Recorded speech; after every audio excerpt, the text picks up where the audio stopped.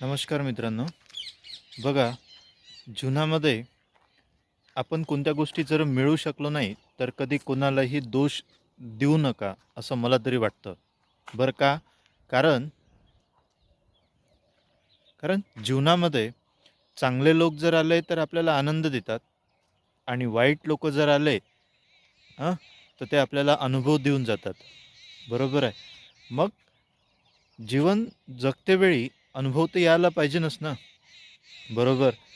मग ते अनुभव जर देऊन गेले, मग त्यांना आपण का बरं दोष द्यायचा, आहे की नाही? प्रत्येकाच्या जीवनामध्ये असं काहीतरी घडामोडी होणारच.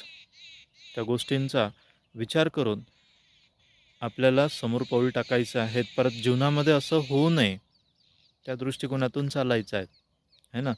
आणि जे चांगले लोक आपल्या जीवनामध्ये आले होते, ज्यांनी आपल्याला आनंद जीवनामध्ये दिला, तर अशा लोकांना दूर करायचं नाही, आहे की नाही? तर तुम्हाला काय वाटतंय? नक्कीच कमेंट्समध्ये सांगाल, आहे की नाही? चांगले लोक कामाचे की वाईट लोक कामाचे, याचा निष्कर्ष तुम्ही काढू शकता. बरोबर. मी एक थॉट जो तुमच्याशी मी शेअर केला आहे. बरोबर. नमस्कार. आपल्या जीवनामध्ये काही असतात आग लावणारे, बरोबर आहे. पण त्या आग लावणाऱ्यांना हे माहीत नसते की कदाचित वाऱ्याची दिशा जर बदलली ना, तर त्यांचीसुद्धा ते सुद्धा जळून राख होऊ शकते.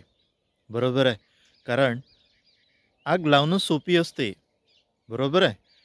पण ते जर ॲक्च्युली हवा जर पलटली आणि स्वतःवर जर आलं, तर काय होऊ शकते?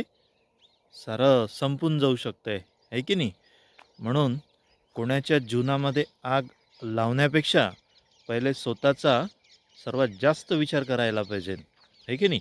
याचा अर्थ थोडक्यात सांगायचं झालं, कुठलीही गोष्ट बोलायच्या वेळेस त्या गोष्टीचा विचार करायला पाहिजे, आहे की नाही? असो, तर तुम्हाला कसं वाटलं हा जो थॉट मी तुमच्यासोबत शेअर केला? नक्कीच कमेंट बॉक्समध्ये तुमचं मत सांगाल. असं म्हणतात ना, की राग हा माणसाचा खूप मोठा शत्रू आहे. आलाच नाही पाहिजे, आहे की नाही?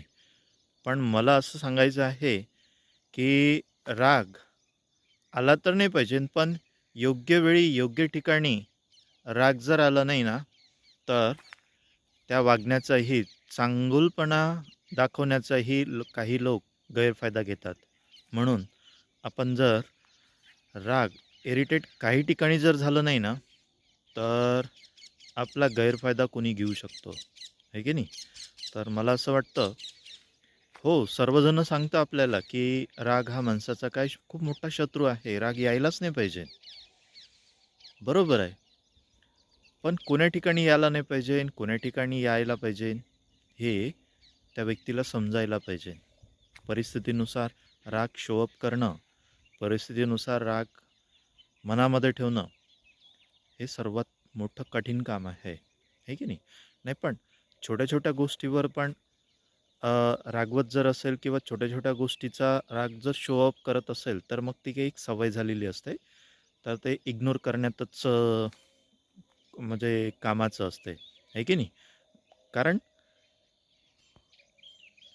राग येते म्हणून प्रत्येक माणसाला डोक्यावर घेऊन चालणं अशक्य आहे ना, आहे की नाही? म्हणून कदाचित त्याला दूर ठेवणं किंवा त्यापासून दूर राहणं हेच योग्य आहेत. बरोबर. तर या विचाराशी तुम्ही सहमत आहात का? नक्कीच कमेंट बॉक्समध्ये सांगाल. ठीक आहे.